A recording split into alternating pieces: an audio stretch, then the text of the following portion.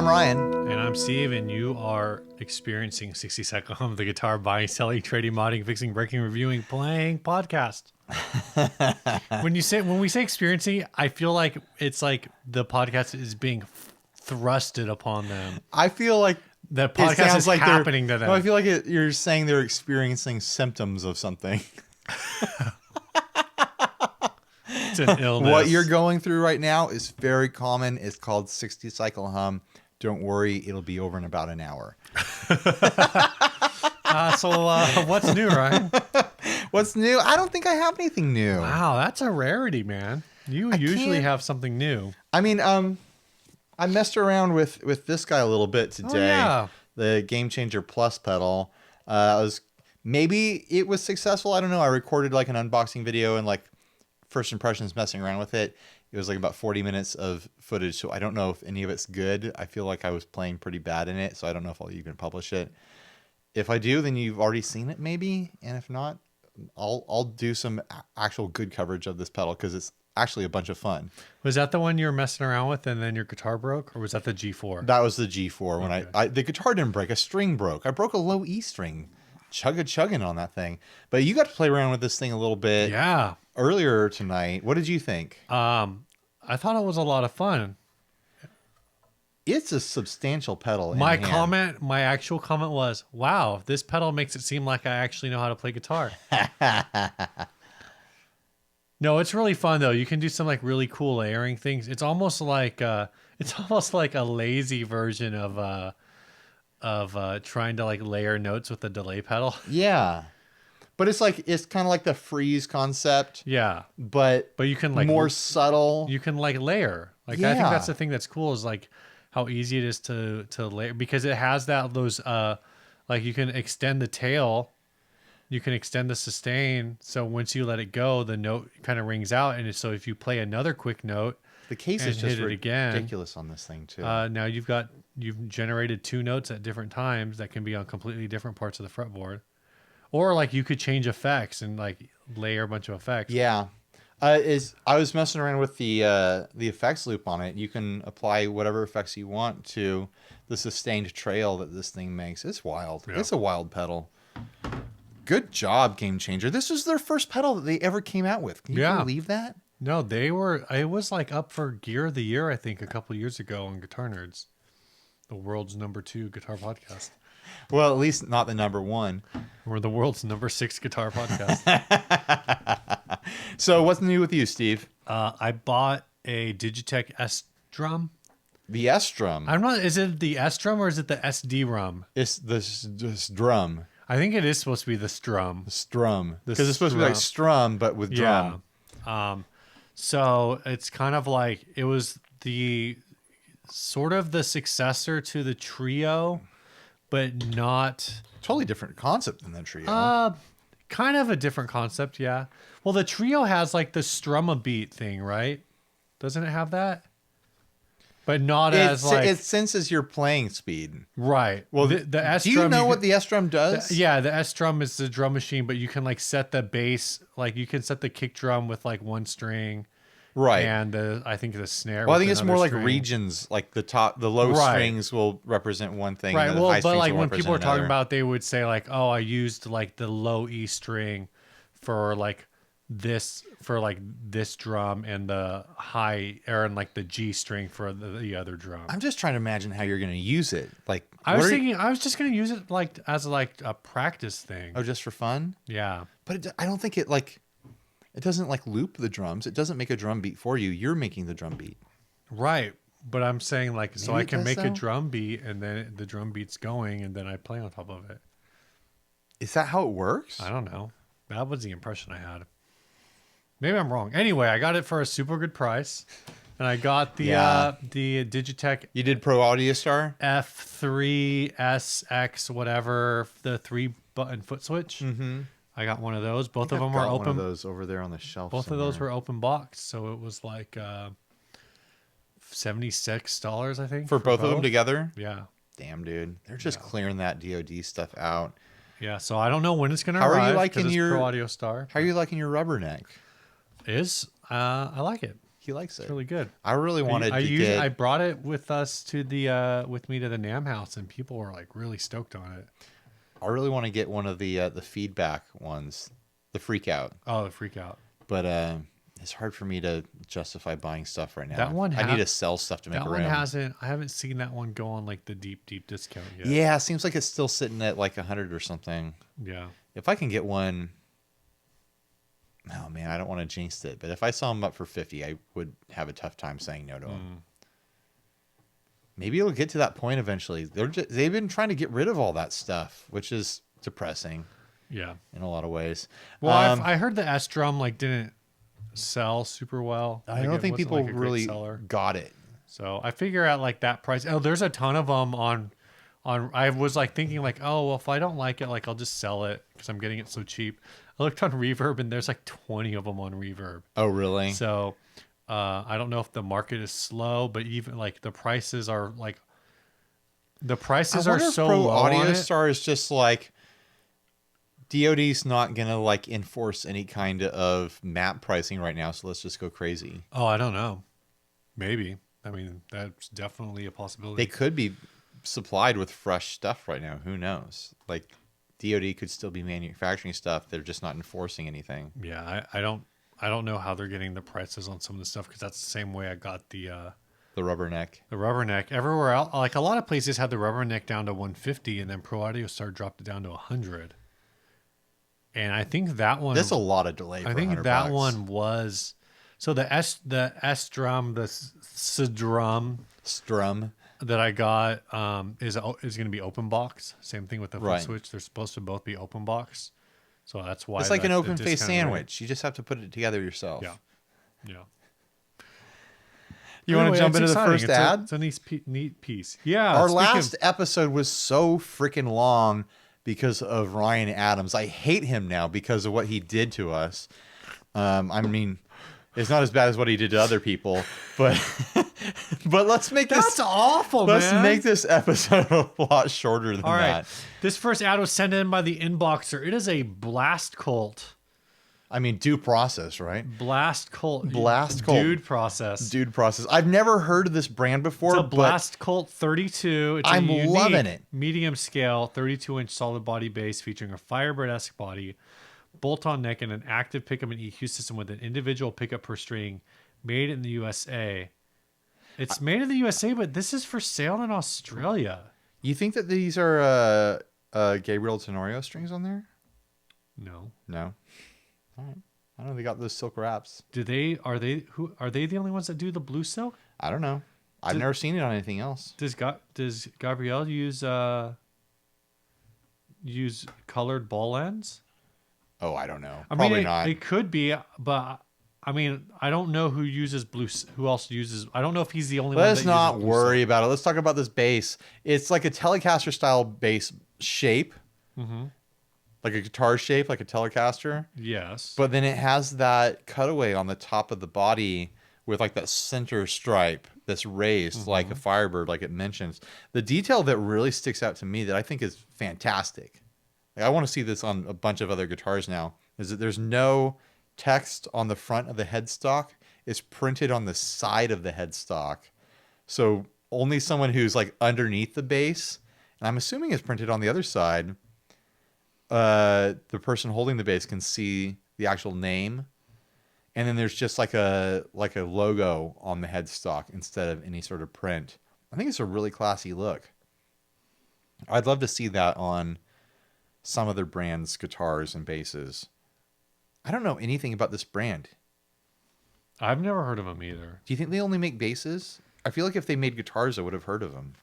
Yeah, this is a really interesting bass design overall. I really like the raised, like the Firebird meets Telecaster thing.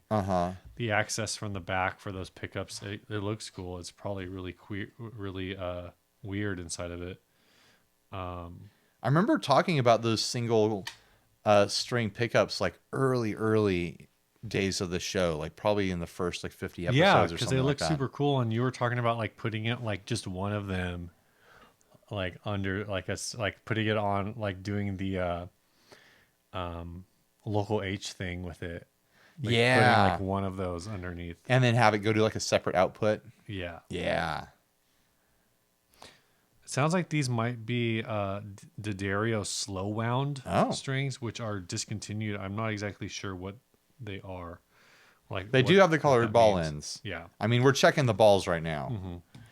Man, How much is this I really thing? need to look up what the deal is here. It's basically $1,500, but it's in Australia, so I don't know how much it would be like if you were to find this locally. Like They do make guitars. They've got a flying V here. I'm on their website. Their stuff looks super wild, though. Did you find, like, what are their prices? Do they have prices on their site? I don't know, but there's a coupon thing come up, said 10% off your first order. Ooh. I know, right? I'm already getting in good here. Yeah. It looks like it's very custom. Let's see if there's anything in stock. So it's like something Shop where online. you need to buy it. Electric guitars. I'm seeing a bass for 16. That's not bad. I'm seeing that flying V guitar for 32. I'm seeing another bass for the 31. the Blast Colt 32, which is what Yeah. this one is $3,100. But that one has like a crazy finish on it. Right. And it says sold out. I wonder why this bass is so much. The bass is so much cheaper. Man, that's a cool finish though. That wild, like freaky psychedelic finish. Yeah. On the one that says sold out, the $3,200 one. Man, cool looking brand. Yeah, we need to find out more about these guys. Oh, look, it find out what's matches going this on. motorcycle tank. Oh, I'm gonna have to try to remember to look up these pictures for the episode. Yeah. That's cool, man. Yeah, I really like the look of this thing. These guys are making an attractive product at a price that I can't afford. I want to know what the background is. Looks like some sort of graffiti wall. Yeah, I think it looks really cool too. Yeah. Would you play it? Oh yeah, I'd play it for I would days. super play this. Man, I wish I could get my hands on some of those pickups. I don't know what I'd put them in. Put them in a. What would I put those in? The Mahar. Oh no, I mean I guess, but gotta you put them in the Jennings. I feel like they would work, like if I did the local acing, if I threw them in the Pure Salem. Yeah, that would be. You could just get all you really need is whatever one of these guitars is a pool route. Yeah. Which I guess I was gonna say you should throw it in the Harley Benton, but there's no way that's a pool route. Nope. It'd be easy to drill a single hole though. Yeah. Yeah. I don't know, man. It's just a cool look. Those single button pickups. so- I wonder what they sound like. Maybe they don't sound great in guitar. Yeah. I'm sure they're fine in bass. I've only heard them on like an electric upright. I've never even actually heard one on. I've never heard one at all. Yeah. So I've got you beat, Steve. Do we want to tackle Wait, the? do you have me beat or do I have you beat? You need to stop beating each other. First topic? Yeah, let's topic this first sponsor spot. This week's episode. Sponsors. Speaking of the strings on this bass, this episode is sponsored by D'Addario. Yep. They make strings. Specifically, this episode is sponsored by D'Addario XL strings. The XL lineup is made in the United States. It's actually got like 6, I believe, different kinds of strings in there. You want to list them It off? ranges from the chromes, which are like the warmest sounding. Mm-hmm. And then I believe after that, it would be the EXP coated string. That's 2. The half rounds. That's 3. The half rounds might be warmer than the EXPs. I'm not sure. I'm not making a blanket here, Steve. I'm And making then, music. The XLs, which are these guys. Yeah. The nickel wound XL. My go-tos. And then the pure nickel. Pure nickel is 5. probably mellower than nickel wound, actually. And the Pro Steels. That's 6. Do you have any more? Believe that's all of them. That's all of them. 6. Yeah, so whether you want something really warm and classy like the You can chrome put or something nice and bright from a Pro Steels. You could mix and match one string from each different variety of string onto one guitar. I feel like that's not a good idea. I don't know. I'll try it. All right, go check out D'Addario.com. Check out their lineup of XL strings. If you're wondering if you got D'Addario strings on your guitar, Check your balls. check your balls. That's all. All right, this episode's also brought to you by Chase Bliss Audio. Right here, dude. Already in front of you. This is the Dark World reverb. And this is the tonal recall. What can we say? There's a lot of switches here. Switches, buttons, Sounds knobs, so dumb. dip switches. There's jacks in and out. You can power this thing with a 9-volt jack right there. It's got screws on the back. You could unscrew it and look inside. Don't mess with the trim pots without consulting Chase Bliss, because Just don't mess with the trim pots. Are any of the trim pots adjustable? Oh yeah, they're all adjustable. I mean, are any of you them can get yourself in big trouble. Are any of them end user adjustable? Yeah, Oh, okay. a couple are. All right. But definitely consult Chase Bliss before you do anything like that, because you can get stuff seriously messed up. But I got 2 different delays here from Chase Bliss in my hand. I've One got of the those is tonal a recall. reverb. Oh yeah, one's a reverb. I was thinking of the Therme. I'm super tired right now, guys. We got a delay. convenient for you. We got a reverb.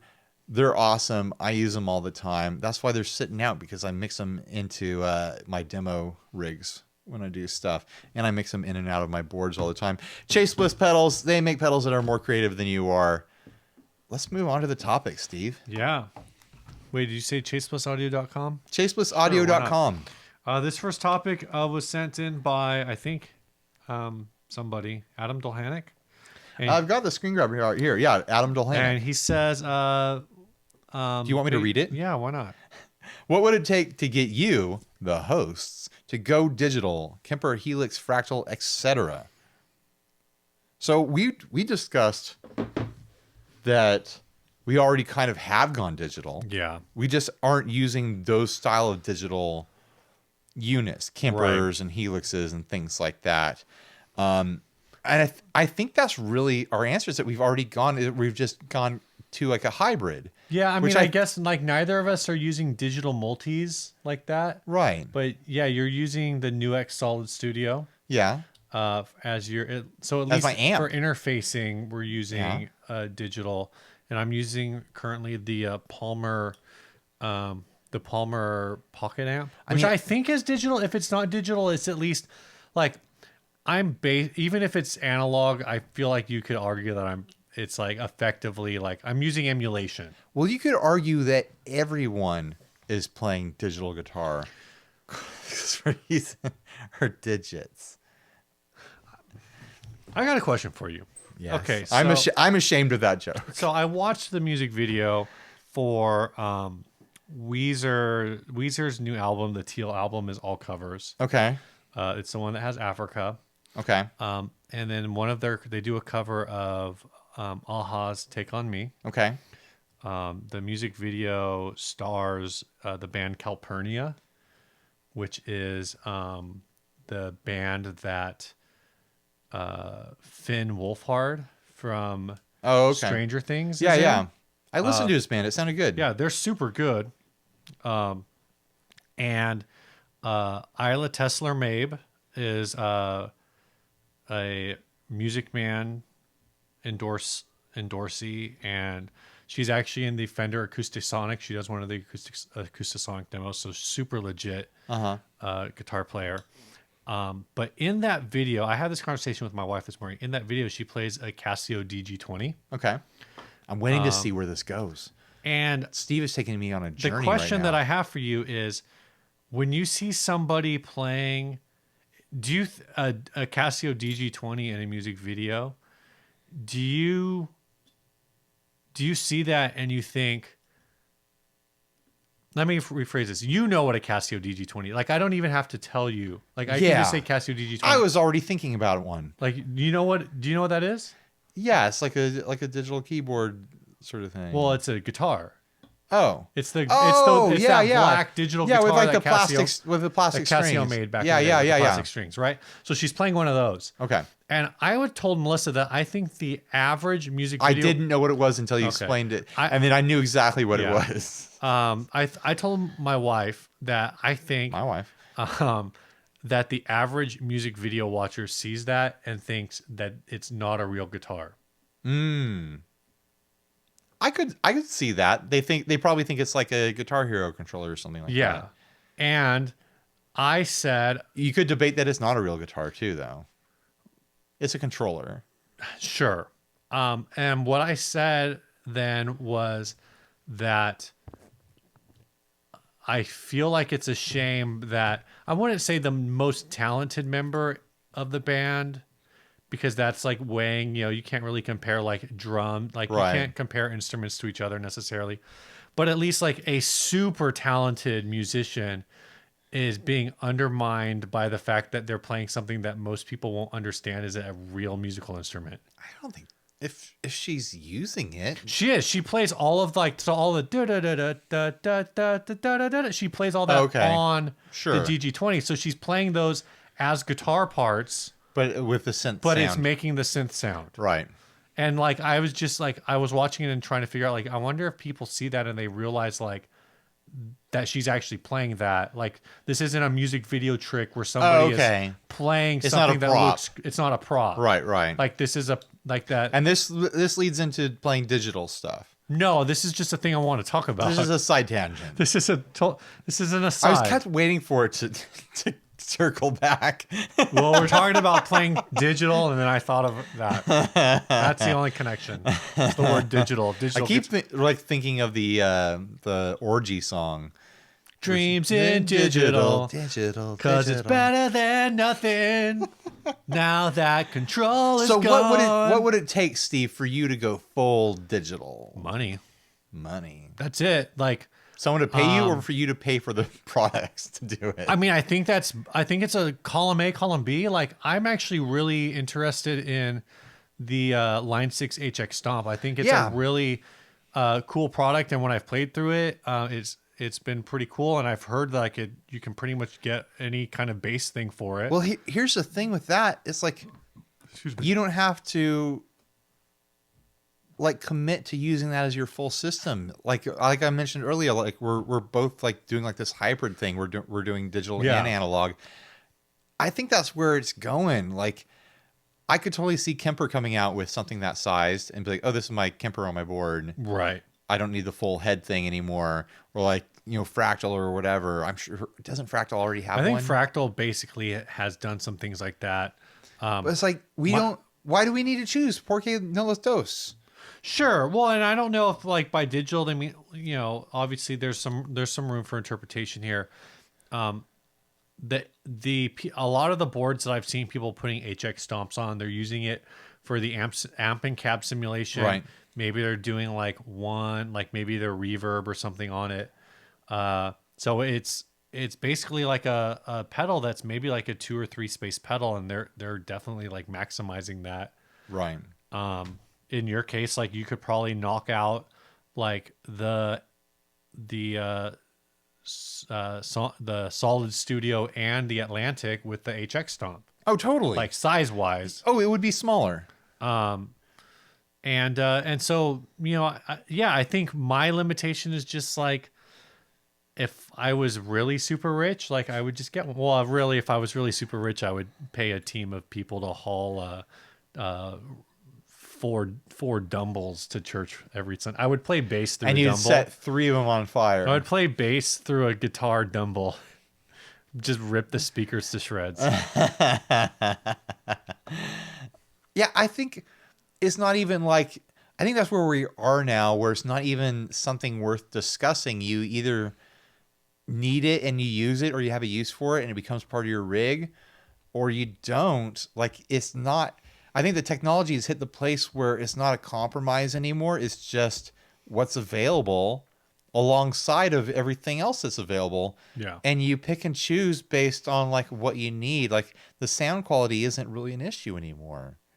Right. For the most part. I mean, people are always going to nitpick over certain things. Like, well, I had the M3 or the M5. I had the M5 and the DOD 250 like model in there did not like pass muster with me. Well, and there's a meme going around right now that's like some rando guy playing Pod 2.0, and they're like, "Oh wow, this sounds just like a tube amp." And now here we are, like 20 years later, and But the thing is, like, it everyone's doesn't. sitting around the HX stomp. Oh, that sounds just like a tube amp. It doesn't need to sound like a tube amp Just anymore if it just like a tube if it just sounds good. And I think this stuff has hit the point where it just sounds good, and it doesn't matter if it sounds like a tube amp anymore. It might have the dynamics of a tube amp, but sound different But Ryan, I need to of the feel speakers. it. The speakers you're playing it through. I need to feel it. Or the fact that you're playing it through headphones or like in-ears or something like that. You know, I just don't feel like it's a worthwhile conversation anymore to debate between digital and analog. It's just like, which one do you need? Which one does what you want? Right.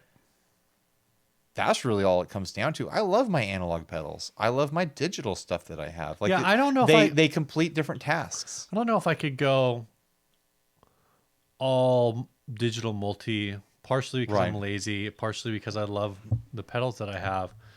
But I think that's part of the issue too. Is like talking about the HX Stomp and it being, part of like a hybrid rig. It's like the thing that would keep me from going for a Kemper or a full Helix or a full Fractal or whatever, is that typically you're committing to just using that full rig. Like, it's not as much of a hybrid thing. And there's certain parts of my rig that I need to be certain things. And if a Fractal doesn't give me a drippy spring reverb, I'm gonna have to figure out how to add that in somehow, And that's really where like the hybrid rig comes from. Yeah. Like getting the exact things that you want and the things that can cover multiple bases. And I think that's the advantage of something like a small format like the HX Stomp. Yeah, they should start paying us for how much. I think really, if you're using like a full size, like a an Axe FX or whatever, like a full size board, then those can be used as hybrid rigs. But at some point, it's like if you're buying like a PT Pro pedal board and 2/3 of it is a multi effects, like maybe you should just get everything from the multi effects. I know there are people who are using 4-cable method with those things or whatever, and so they're getting like additional functionality. Yeah, what you need is one pedal board that's all of your effects, and then the Helix is its own thing. You use the effects as like everything is always. No, that wasn't. Never mind. That doesn't work. I don't know, man. I don't know either. Let's get into the next ad. Yeah, this ad was sent by Chase Cameron Wood. It's guitars, 360, PS3, Wii U, PS2.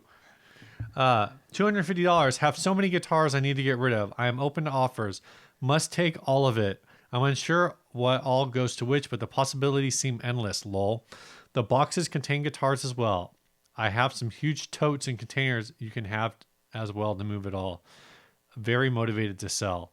The first issue that I have is I've been using totes as short for totally for so long that when I read it when I saw totes, I was like, huge totalies? What? Huge totalies. I have some huge totes my goats. This is a lot of game controllers and games here. Like, what do you think the original retail value of all this is? Thousands of dollars, easily. Oh, yeah. There's 24. So if you figure like, well, he said there's guitars in the boxes too. I assumed the guitars were out of the boxes. So there's 28. Oh, geez. 29 guitars. We're looking at. I think there's 31 total pieces of 31 total pseudo instruments for $250.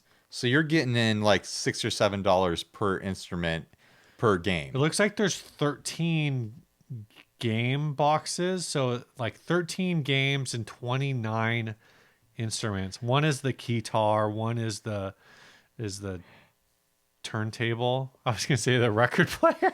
Close enough. One is a keytar and the other one is a gramophone. This is a lot. Do you think this person collected these because they were playing them all? Like, just kept progressing to different games? Or do you think it's like a swap meet deal where they were like a dealer or something? I'm not sure. This is like... I don't know how to process this. Because some of them, I'm sure... like some of them are more stylized. So like Yeah. it might be like if you got the Beatles edition, then that's how you end up with like the Hofner bass. Well, he's got two of the Hofner basses. He also has 2 Telecasters in different colors. Yeah. There's a Rickenbacker one, which I wonder if that maybe was also part of like a Beatles, I think it was. like the Beatles game. There's an Aerosmith I think one. there's an Aerosmith one. I want to know what this Pink Heart one, what that is part of. That's kind of interesting. I think he's got 2 of the Aerosmith ones too. Yeah, that back one is the same Aerosmith one again. Okay. I don't know a lot about Rock Band, Guitar Hero, whatever. I don't know. I've seen these pretty cheap on like Craigslist. Yeah, they give them away. But now. at the same time, at $250, you're talking about less than $10 each. And I think usually when I see those on Craigslist pretty cheap, like it doesn't come with the game, it's just a controller. Yeah. So who would want to buy all of this though? Like this is a ridiculous thing to buy all at once, unless you are someone who sees a flip in like a garage sale or like swap meet sort of way. No, I think that's what it is you have to either like be meticulous enough to sell them all, or you have to be like another person at like this person had all this stuff, took it all to the swap meet, couldn't unload it, so now they're just trying to unload it all at once. Do you remember when on like somebody else all this stuff was going on? Like Guitar Hero was like the biggest game in the world, and being on guitar forums and groups and stuff, people were just bitching and moaning about it. It was like, oh, if these kids just learned how to play real guitar, then like rock and roll wouldn't be dying and this and that and blah blah blah. And it's like that like level of of complaining. And like here we are 10 years later, 15 years later, something like that. Yeah. Where like no one plays these games anymore, and they're giving them away. And guitar is, you know, the people are selling tons of real guitars. People are playing real instruments still. I think they just came out with a new one. But for the most part, it's not nearly as popular as it was. The idea we were, I mean, for a long stretch, 12 years ago, we were probably getting invited to like 3 or 4 rock band parties like a summer. We were young and single, had lots of friends that were throwing parties, and rock band was like part of all of them. Like we had friends who would bring like their full band rock band rig, the drums. You know why I don't multiple guitars, guitars, I don't like rock bass. band? Why? I don't know what's about to happen. Wait. Are you gonna sing? You know what song this is, right? Yeah. I feel like I do a pretty good, like passable, like I could be in an Oasis cover band, right? Yeah. Pretty close. I played that song on Rock Band and failed the level. We had a friend that was so good at playing Rock Band drums. They're like, dude, you should really, like in a non like angry old person way, but in like, dude, you should probably actually just get a drum kit. I think the Rock Band drums were actually like almost like as close to an analog of an actual drum set. Right. Because you're using a kick pedal and you're using a floor tom and 2 high toms. Yeah. But snare. I just thought it was hilarious that like there were a handful of songs on Rock Band that were harder in the game than they were. I was sitting there, I was like, I could teach you, the person who has never played guitar before, how to play this song at a passable level, and you would master that with me teaching you that faster than I would master the video game version of this song. Yeah. It's way easier to learn the songs on guitar than it is to learn, I think, like the hard level on GarageBand or whatever. So GarageBand has like 5 buttons, and I think on the hardest version of that song on GarageBand, you have to use all 5 buttons, but there's only 4 chords. Steve is all wound up over this. Yeah, but with a chord, you have to use like 3 or 4 fingers at a time. That's true. Those cowboy chords. And you have to spend the time developing that skill, which takes You know, like the barrier to entry is much smaller with a video game versus actual guitar and actually playing in an actual band. I just thought it was really dumb that I was like, oh, I should be good at this, and I wasn't. My favorite thing to do on any of those games was to be the vocalist. Yeah, it was like fun karaoke. Yeah. I wonder if the success of those games pushed us into where we are now, where karaoke is cool. No, like there are so many instruments on the market, and young people are still playing music. Like maybe it would have been much worse without GarageBand 10 years ago. You know, like maybe it did influence like a generation of people to like, you know, maybe I should like try an actual guitar. I do think it probably at the least exposed a lot of people to the music, a generation of music, like guitar-based music, or genres of music that they wouldn't have otherwise been exposed to. And so maybe like as a society as a whole, we were a little more well-rounded musically. Maybe, I don't know. That's being like, we might still a little optimistic, be too close to it now in this time in history, but I could someday scientists will look back at this period and recognize it as a new musical renaissance. No, I'm saying like I could see like in the next 10 years someone making a documentary about all the bands that became bands because the people in them learned or like were inspired to play musical instruments because they were playing video games. Why not? Because it's weird. I mean, I learned to play guitar because I, saw a friend play, like Nirvana riffs. I'm like, oh, that looks easy. And then I cut my teeth playing like Green Day songs that I don't like anymore. That's different than, I picked up the guitar because I saw my friend playing a video game where he played a thing that was sort of a plastic 5-button version of a guitar. Well, it's the same thing as like the generation previous to ours. Like, how many people do you know that are Pac-Men because they played Pac-Man? I mean, I can't count on one hand. Yeah, at least like most of our parents were Pac-Men thanks to Pac-Man. Yeah. Okay. Wow. All right. Did I kill that ad with that? Let's thank another set of sponsors here. I'd like to thank Sinusoid Pro Audio Couture for supporting the show. Their signature cable is called the Slate. Where do I have it is thick. I got a Slate right here. It's a great cable. It's got a little tackified feel to it. Yeah, it's kind of rubbery, kind of a little bit sticky. Not like a gross sticky, but it sticks to the floor. Like it like is abrasive on the table. It's just grippy. It's grippy. That's a good word. I like to have them here in the garage in the 60 Cycle Hum studios. Because I lay it across the edge of a table. I know it's not going to slide over and get in the way of other things. I lay it in a line on the floor and it's going to stay put. It's a great studio cable. It's a great like recording cable or stage cable in that way where it's going to stay where you put it. Say you're running a lead from your pedal board to your amp and you need it to not fly around and roll around. The Slate is great for that sort of thing. Yeah, go check them out. Sinusoid.com. They make cables. And smiles. This episode's also brought to you by Vibes High Fidelity Earplugs. Still got ours here. Basically, we go to shows. You want to hear the band.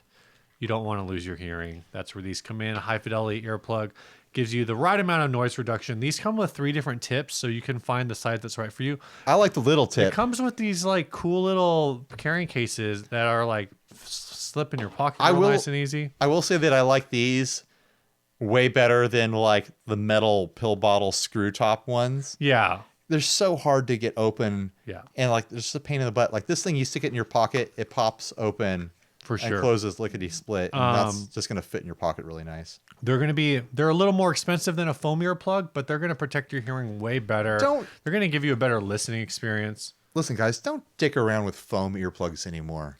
Yeah. If you're a construction worker. Yeah, if you're on the construction site and you just don't want to hear anything, then do that. But for music, for the arts, don't do foam earplugs. It kills like all the signals you want to hear. Get earplugs like this, earplugs from Vibes that give you like a range of frequencies that you want to hear filtered through the earplug just to be quieter so you can actually hear what you're there to hear. You're there to hear music. Yeah. Here's something cool I found that I didn't talk about last week. Save the foamies for the air show. It says this comes with a little card. It says, "Thanks for giving the gift of hearing. In partnership with the Hear the World Foundation, each pair of Vibes funds hearing projects that provide hearing health care to children with hearing loss, creating a better quality of life for those in need." So that's a really cool thing that they do. That's cool. If you want to check some out, head on over to discovervibes.com. Use promo code 60cycle to get 15% off plus free shipping. Yeah. These things are like about $20. So 15% off with free shipping. That's going to actually be a pretty like deep $3. discount. It's like $3 plus free shipping. Plus free ship. So go check them out. Discovervibes.com. Keep on moving. Our next topic was sent to us by Sean Wright. He wants to know if the gear demo market is saturated and something else, some other words that Ryan hopefully has a screen grab. I've got a screen grab. Subject: are gear demos as we know it done? Too many fish in the swimming pool. I don't think too many fish in the swimming pool, which I probably could agree with. I'm probably one too many fish as far as things go. There's an incredible amount of product coming out these days. Sure. And someone's got to cover it. Mm-hmm.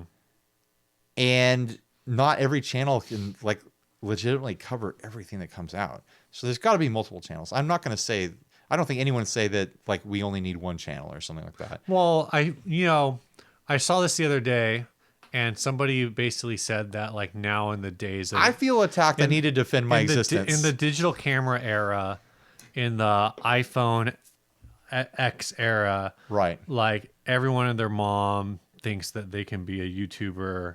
They can do this thing and now. they can. Whereas back in the day, you had Pro Guitar Shop Andy, you had the barrier to entry to being a regular YouTuber and being a gear demo person is different though, because you need to have some basic audio recording stuff. Well, you would think so, but I mean, there's plenty of people who are trying to do it with just like their iPhone microphones, right? Or like what's that little Shure attachment? Yeah. You can do that. M78 or whatever. You can do that and be a YouTube person who is just a player. Right. But if you're doing demos, you need to have some level of audio quality. Because I'm not saying you're wrong, and maybe that might be part of what he's saying is like there's a difference between a good demo and a demo. Like with those kinds of things, but there's lots of people who are attempting to do it without like actually having like audio mixing skills or the equipment to do it right. They're just trying to go at it with like their phone and like some basic microphones and aren't even maybe not positioning it correctly or whatever. Should I give a little like description of like a basic rig that people could start with if they want to? I mean, if you want to lose money, if sure. if you want to do a demo that'll turn out decent, like your phone camera, it's fine, totally fine. Use your phone, use your iPhone's camera, your Android, whatever. Figure out any way to record your amp with like an SM57 or a 58 or something like that. That'll be just fine. Mm-hmm. So record the audio separate from the video or running into the video if you can figure out a way to interface into your camera. Other than that, it's all lighting and figuring out how to play right and how to present the product. I think it would be useful if everyone knew how to like do a basic, like good quality video to show off their own stuff. Right. And be like, hey, I love this pedal. Let me show you what I like about it. I think that's valuable, and I think it's a cool thing that can be done on YouTube. But there's a big barrier of entry or a big jump in quality from that level, even if you're using like a decent mic and doing some decent, like playing and stuff like that, to someone who is hireable as a demo person by a pedal company. And I think that gap is getting wider and wider, and I'm struggling and crawling to stay on the right side of the gap, I think in the future, either distant or near, I think it'll be much, much clearer who is a professional demo person and who is just a random on YouTube. And I think we're going to see a lot of people fall out of the middle of that. Well, I think this question this question does get asked a lot because I actually saw a similar question. Of course, Sean is a builder. Like Sean Yes. is from Lollygagger Effects. He makes the Canaglia pedal. Is that how you pronounce it? Canaglia? Canaglia? I don't know. Canaglia? I don't know. I never spent the time to actually figure out how to pronounce it. And he also makes the Cherry Box Fuzz. He makes the pedals in the big wood cases. Yeah. And but I've also seen like other demo companies that on different forums ask similar questions, some of which are not what I would consider like fledgling companies. I've seen like YouTubers who are bigger than you, Right. than us. I like, mean, I'm 6'3", like okay. 205 like pounds. who have more subscribers. Right. Are you really down to 205? I'm down to 205. Man, I know. we're like the same person. Who are like asking the same question, and these are channels. They're asking if demos are over. Yeah, these are channels that have like 50 or 60,000 Right. Subscribers, but feel like they've either stalled out on growth, or they don't feel like they're getting consistent views, like things like that. And whereas basically, Well, here's the thing from a demo person's side. The thing that's going to feel frustrating is that it feels like you put all this work in and the money return, the part where you're trying to make a living, isn't there yet. right. And so I think that's kind of what I was getting at earlier. So we're going to see a wider divide between like the hobbyist and the actual professional demo person as we see more and more of people who are on the edge of making a living and not making a living, just raising their prices because they have to. Right. And eventually it's going to cost as much for a pedal company to hire a good, like a legit demo guy as they would pay for a magazine advertisement, Right. which is a lot of money, by the way. Like, I don't know any demo guys who are charging magazine money for their demos, which they should be because they're influencing purchases at a much higher rate than magazines are these days, in my opinion. Like if I was a pedal builder or an amp builder, guitar builder, or whatever, I would throw way more money at like Andy or like a genre specific demo guy than I would at any magazine these days. Do you think okay, so and now we're getting a little off topic. I don't necessarily disagree with you. I think the two kind of do work hand in hand, because I think for some of those channels or for some of those companies, their thought is we're going to put money in this demo guy. Right. We're going to put money in the magazine. The people who read the magazine are going to see our ad and go, oh, I'm interested in that pedal. And they're going to go on YouTube and search for that thing. And then they're going to find Andy, I mean, there's they're certainly going to find whoever. But then maybe, to your point, maybe while like pouring all of that money into a YouTuber isn't the best solution, what might be a good medium solution would be I don't know the numbers, like say a magazine ad costs $10,000. For some reason that sounds high, but that's also high. That is it high? That's high. So say, I don't know, what is it, like 5,000 closer? Yeah, I think somewhere between 2 and 5 is going to be okay. So depending on the magazine. Let's just be in the middle. We'll say $3,500 depending on the magazine. Yeah. So the question is, would you get better returns doing 35? Okay, so say your combined budget for all of this is 5,000. Then you're putting 3,500 into magazines, 1,500 into a YouTuber. Do you think it would be that money would be better spent putting? See, the way it is now, though, I mean, this is inside baseball, guys. The way it is now, though, you could spend $3,500 on a magazine ad in a magazine, or you do a Walrus style launch where you have 15, 20 YouTubers for that $3,500. And what I'm saying is we might be going down the barrel of a future where the YouTubers that are legit and making a living and getting these clients are charging magazine rates for single videos. Right. And what's going to happen is the bottom's going to fall out on people who are willing to demo for less than that. And the smaller manufacturers are going to be like, YouTube demos are over because I can't hire a guy for $100 in product anymore. And so it's all over. I can't afford, YouTube rates anymore. Do you think that's a bad place for manufacturers? Do you think, like, obviously, like, that seems like that, Because really, like, what in a sense, that increases the barrier to entry, but you're always going to have, like, someone who is starting out in, like, wanting to be a YouTuber who already has the equipment, because a lot of people have, like, the recording equipment. They just don't necessarily have the video equipment. Here's the thing. It's not even just equipment. I'm going to be preaching to the choir to you on this one, but it's inside baseball for the audience. It's not just the equipment. It's not being really great with the camera. It's not being great at editing. It's not being great at being a player. Like, I'm proof of that for sure.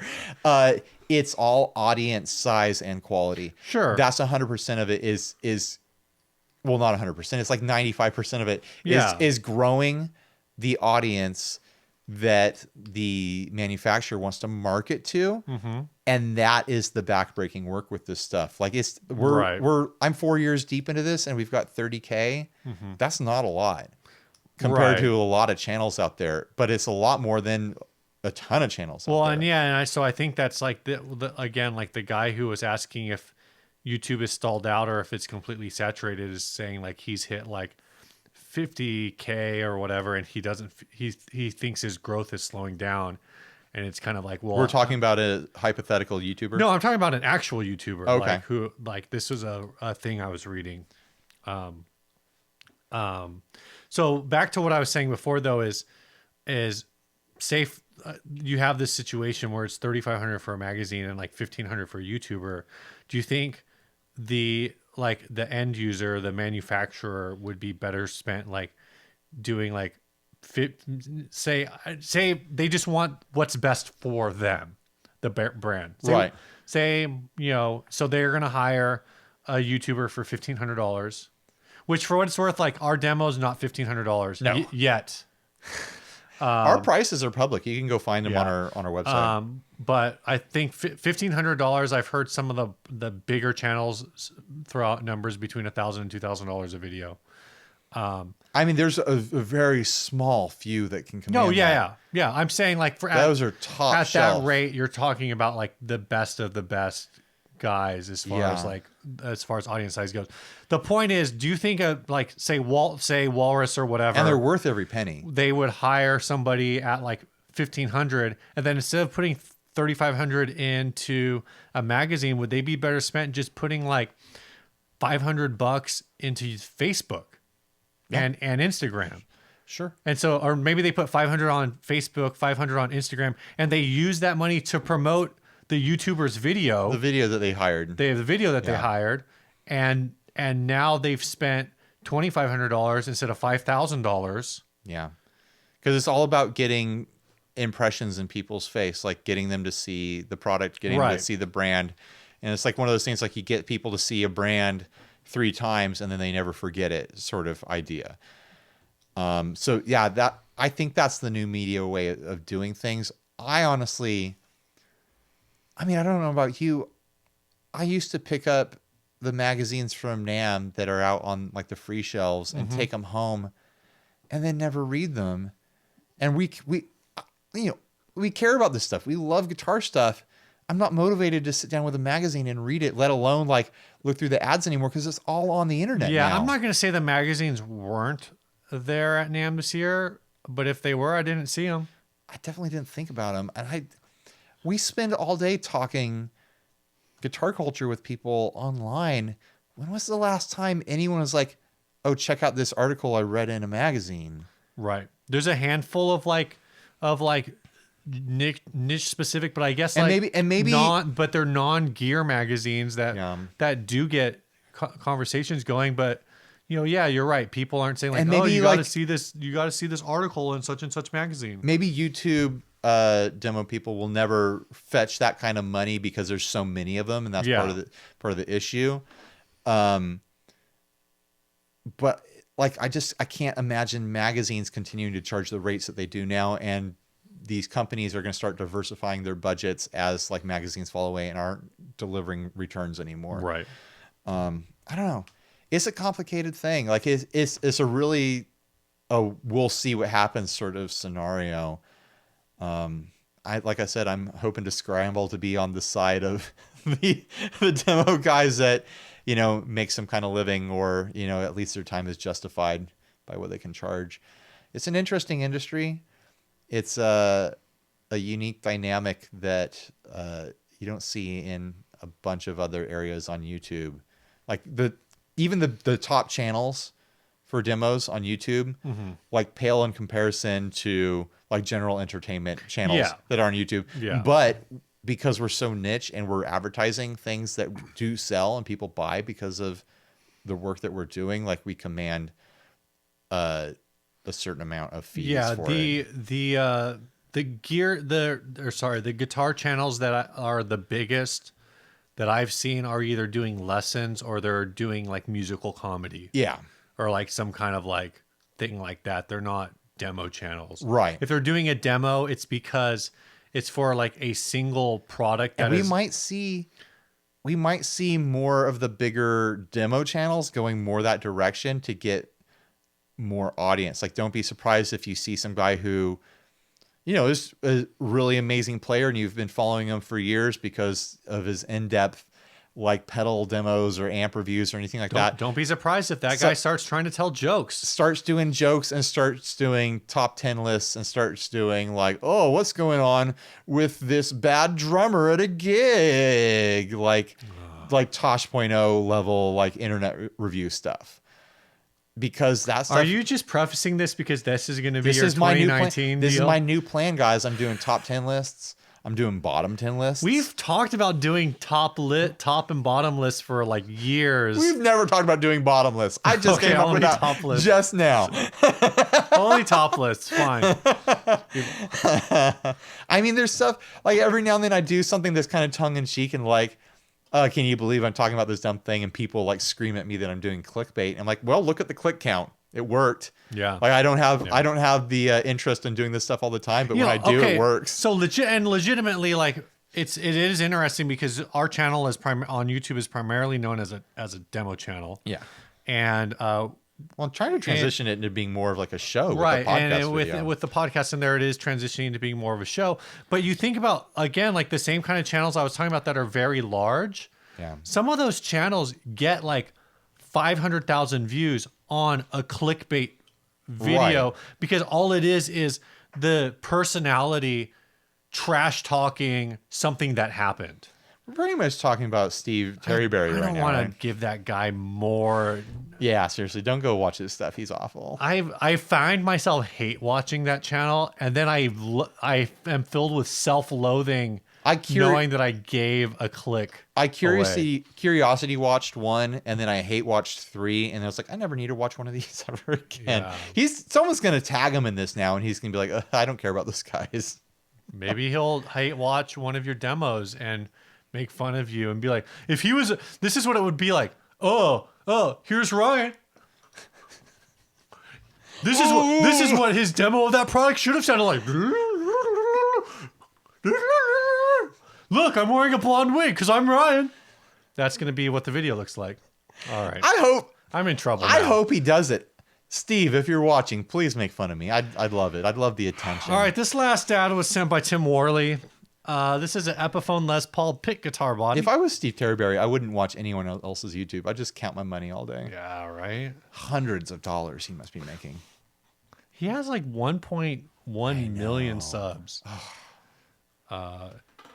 Epiphone Les Paul pick body. I covered and epoxied picks on the front, abalone on the sides, and fabric on the back.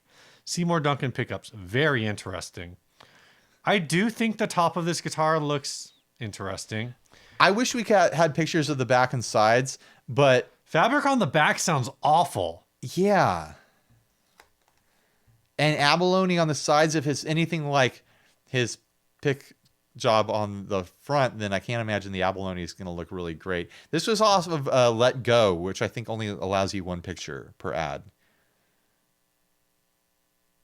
Okay, the Let Go app. I don't know. I guess I haven't used Let Go. I have Offer Up. But the thing that made me want to talk about this is that I thought about doing this. Really? With picks? With picks. Not these picks that this person used, but like finding like a bunch of really cool like loose cell like kind of transparent, like fendery tortoise picks. You're right. If they're made out of celluloid, totally screwed that up. You can melt them together, not with heat, but chemically. Oh, okay. Because that's how it's made. Because if you use heat, won't they explode? They'll burn. Celluloid is super flammable. Yeah. Burn, explode, whatever. But like I've thought about like putting them all together in a sheet, a couple thick, and using that chemical to bond them all together, and then you have to let it cure forever. Forever. Not forever, but for a really long time. This is how they make the celluloid pickguard material. They make a big block of it, and then they use a blade to shave it thin to make the pickguard material. Cool. And so they make a big swirly sort of thing, right? And then let it cure.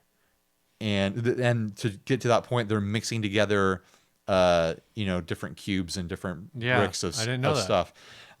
So you could potentially redo it with picks and just don't do the thing where you swirl them together afterwards. Right.